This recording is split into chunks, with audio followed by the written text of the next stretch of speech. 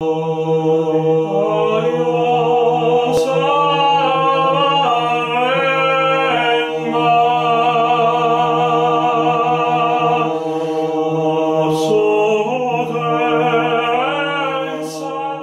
правото си на отговор и заставаме пред вас не да защитиме себе си, но нашата вяра.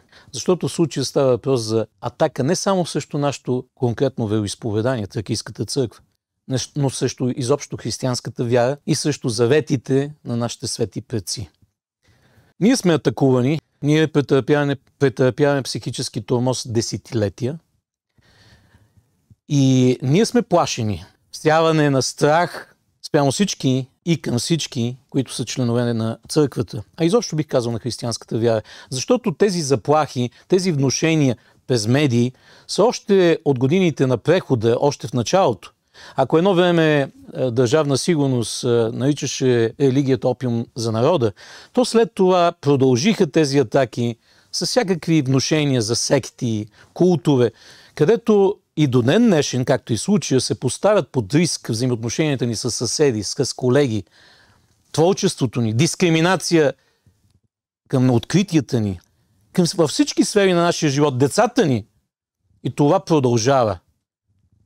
И сега, също както и преди, в днешна демократична България, част от Европейския съюз, пак има внушение, че християнската вяра манипулира. Тя омагьосва. Това да си посветен на вярата си, да си променен, да живееш по различен начин от общата маса, това вече се нарича омагьосване. Омагьосвани хора. Вижте, ще започнем конкретно с различните лъжи, за да ги изобличиме и опровергаем. Представяте ли си някой да заявява на тези, които манипулират, че е манипулатор? Има ли логика? Ако някой мами хората, ще заяви това, че всъщност манипулира, но не мами? Защото всеки лекар, всеки експерт, когато си върши работата в полза на тези, на които служи, може да се каже същото, че той заявява това, което ще направи с пациент или това, което прави с всички нуждаещи се от неговата експертност, от неговата способност, от неговата дарба. Християнското семейство е център и на Христовата проповед. Знаем, Христос благославя в Кана Галилейска, бракосъчетанието е на сватба. Това е много важно да кажем, че за нас ценност семейството, християнското е на първо място в нашата общност, но изобщо християните знаят това, колко е важно да има свещен брак, в който да се отглежда набожно потомство. Затова ние учим родителите да възпитават децата си в нравствените ценности и нравственото богословие. Това е много важно и сега, ако някой си е насилвал децата някъде, както имаше някакъв клеветник, да не си е насилвал децата, ние не учиме на подобно нещо, но това е по-скоро клевета. Клевета спрямо всички, срещу всички традиционни християни, тези, които имат консервативен поглед към семейството, че само между двама души, мъж и жена, и са верни до края на живота си на своя свещен съюз. В този смисъл ние насърчаваме и младите хора отрано да имат деца. И това е благословение. В християнското учение това е най-голямо благословение. Да имаш благословено потомство, възпитано във вярата. Както всяка общност духовна, особено християнските вероизповедания и деноминации. Разбира се, и при нас имаме младежки събрания, защото за нас е важно да дадем пример и същевременно да има естествена среда на взаимоотношения на хора с едни възгледи, вярвания, виждания, които пазят нравственост и са отделени от всички извращения, които наблюдаваме в съвременното общество. Там, където има разпад, корупция. Знаете какво става с младите хора? Наркомания, зависимост, всякакъв вид извращения и неща, които в християнската етика и морал са съвсем различни взаимоотношенията между младите хора. Така че да, имаме младежки събрания, но какво по-хубаво от това? Една от най-гнусните атаки в репортажа по Нова телевизия беше това, че се атакува доброволчеството и доброволните приноси, които са във всички християнски общности, които не са на дотации, не са на субсидии от държавата. И през цялата история на историческата църква винаги нейното богослужение, нейните добри примери, проекти на благочестие, на благовестие е благодарение на издържането чрез болни пожертвования на вярващите от едно събрание и в случай от едно вероизповедание. Атаката срещу доброволчеството, дори това, че омагьосване някой човек да служи с талантите си, с дарбите си, дори с имуществото си, което остава негово, но той го предоставя в общите каузи за добруването, за помагането на всички в едно гражданско общество, това да се нарича измама, да се нарича омагьосване, да се нарича злоупотреба, това е гнусна манипулация и атака всъщност срещу вярата и доброволчеството. Хората, които в християнската общност не са наемници, а са доброволци. Те правят всичко от добра воля. По закона за вероизповеданията, църквите трябва да се отчитат пред държавните органи, а не пред външни лица или други, които не са упоменати в самия устав на конкретното вероизповедание. Чрез нарочен манипулиран запис, изваден от контекст на мои изказвания, Тодор Йотов и други потърпевши ни клеветят, като твърдят, че ние не правиме такива отчети към държавните органи, което е лъжа. И гнусна клевета. Каква е истината? Истината е, че въпросните потърпевши, начало с Тодор Йотов, имаха претенциите да бъдат кардинали, управляващи, в случая Тодор Йотов да бъде кардинал, управляващ финансите и богослужебния живот на църквата. Тракийската църква. Представете си какъв абсурд. Ако някой, примерно, вярваш, мирянин, отиде в Светия Синод на Българската православна църква и изисква да го назначат или да го ръкоположат за патриарх, който да управлява финансите и богослужебния живот на църквата, което не е по устав и което е абсурдно. Това се случи за Тодор Йотов. Независимо какво говори, това е истината и ние можем да покажем един документ, който доказва това. И този документ, негово писмо, което той заявява тия свои претенции да управлява Тракийската църква и нейните финанси. Използвам случая да се обърна към вярващите в България или църквите, да отправя едно предупреждение за нещо, което се случва в цял свят и което и в България се случва в момента, което съм предупреждал за него и от началото на тази година. Опити навсякъде в общностите да се вкарват агенти, които да обсебват отвътре църквата на външни сили, да обсебват отвътре църквата на Христос. Когато това не сполучат, не успеят да направят, подигат гонения, създават разколи, чрез обществено мнение, което похулва вярващите на дадена общност, чрез остракиране на нейните членове. Това е една тенденция, която се наблюдава навсякъде по цял свят и тя ще продължи. Такъв е и конкретният случай с така наречени потърпевши, които всъщност са въвлечени в такъв разкол, именно разкол, опит за разкол в Тракийската църква.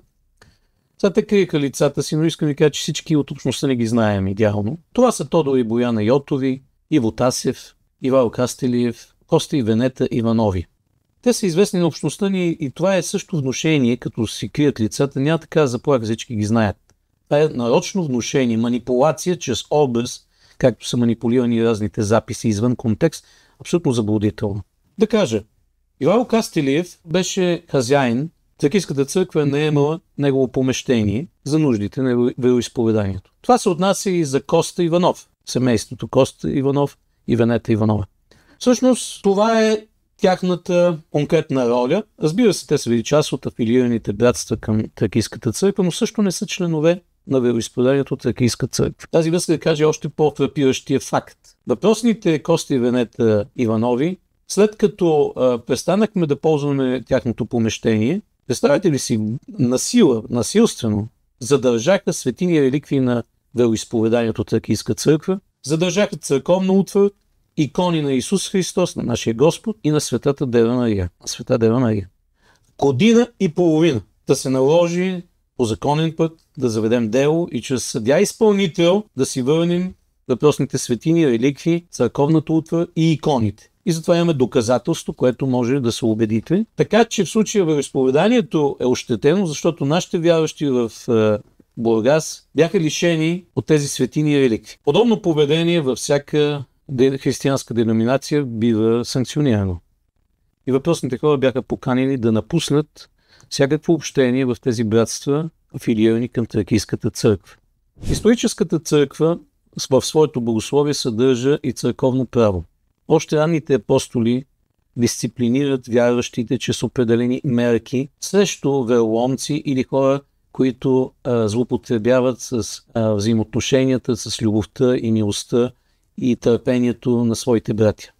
Чрез манипулирани записи, които изваждат от контекст мои изказвания, въпросните потърпевши хвърлят клеветнически обвинения, че аз някого го заплашвам или го проклинам. Това е пълна лъжа и клевета. Знаят го всички верни в събранията на Тракийската църква, защото това е било известено на всички тях. Аз съм свидетелствал за проклятието, което описано в свещените писания и в традицията на църквата, проклятието срещу всеки богоборец, всеки нечестив клеветник, срещу всеки агент на Сатана. С това изобилстват свещените писания, както примери на апостоли и пророци, които отлъчват нечестиви човеци, които се стремят да разрушат църквата, вярата и да повредят душите и телата на своите единокръвни. Това е причината аз да ги заявявам тия неща, но те са извадени от контекст. Всяка християнска общност знае за това слово и тези словеса, които описват Божието възмездие, Божието проклятие над нечестивите, на злите, на противниците на вярата и църквата. Искам да отправя едно послание към нашите сънародници, което рядко могат да чуят по амвоните, но всички верни християни знаят. Това, че Божията милост и любов се разкрива единствено в делото на Господ Исус Христос, Неговото спасително дело. Вън от това приемане на Неговото спасително дело и послушание на Неговото учение и Неговите Христови заповеди, всички останали човеци остават под Божия гняв, под Божието проклятие и въздаяние. Така го казва свети апостол Павел в посланието към римляните. Всеки може да го прочете и да го види. Също така искам да акцентирам, че от най-дълбока древност ранните християни са вярвали в съществуването на демони и са се борили с всички лукави действия на нечистите духове. Бих казал, че е невъзможно човек да бъде християнин, ако не приема апостолската проповед и думите на Христос, който заявява явно своето воюване и противопоставяне на мрака, на царството на мрака, и оня конфликт, който е изявяван във всички пророчески апостолски писания, конфликт между царство на светлината, царство на мрака. Това е част от учението Христово, апостолската проповед и традицията на верните в историческата църква. Християните не сме против медицината и науката. Ние сме против злоупотребата с тях и извращенията в генната терапия, с генномодифицираните храни. Ние сме срещу всяко извращение на природата. Ние сме срещу губителите на земята. Ние призоваваме всеки християнин да застане като град на високо, като виделина на света, по думите на нашия Господ Исус Христос. Ние трябва да имаме обществено влияние, в каквото и обвиняват Тракийската църква, че е мрежа за влияние. Ако християните не влияят, каквото е призванието на Христос, да бъдем благовестители и да влияем на света, благотворно, като виделина, като соло на земята, то тогава не би било истинска вяра. Задавам въпроса, риторичния въпрос. Свещена ли е републиката днес, за което лелее самия Левски, като каза свята република? Това означава свещена република. Ние сме за това, за възстановяването на христокрацията, на божествените закони, природата, социума и взаимоотношенията между властите и цялото гражданско общество, тялото, общественото тяло на българския народ. Такива политици ни трябват, вярващи, които застават с безсмъртната си душа като залог за това, което правят, че отговарят пред самия Бог. Такива истински политици ни трябват. Отговорни. Не само пред човеци, но пред съдята на живи и мъртви. Атаките срещу пряко българския произход и духовното ни наследство всъщност са атаки срещу националната доктрина, която има три основни компонента. Свещена територия, свещена писменост и език и свети отци. Свещени предци.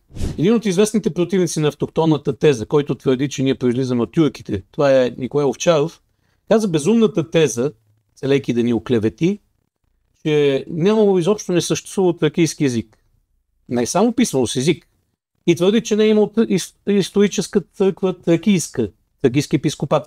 Въпреки, че историците знаят много добре и даже учението знаят, разбира се, има спор дали са били ариани или монофизити.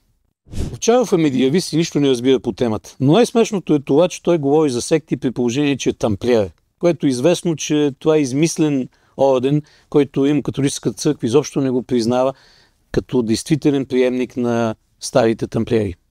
Ирония е той да говори за финанси, след като цялото общество знае за милионите усвоени по негови бутафорни проекти. Тук изобщо няма да коментирам дискриминацията спрямо нашите творци, участващи в фестивала Тракийски мистерии, които са част от Академия Орфик. Агентурната мрежа от старите ДС служби, които имат своите агенти внедрени в областта на науката, културата, образованието, от 20 години преследват мен, брат ми и нашите трудове. Понеже нямат компромат, истински компромат, винаги инженират фалшиви такива, както и в случая. Убиха брат ми, но не можаха да убият делото му. И мен може да убият, но делото ще продължи, защото създадохме множество неправителствени организации, включително регистрирахме вероизповедание. А ние знаем от историята, че само духовните общности могат да съхранят свещената традиция, свещеното наследство на нашите предци. Моята вяра е на човек, който е готов да застане срещу целия свят, щом е на страната на истината. Аз служа на Богът на истината.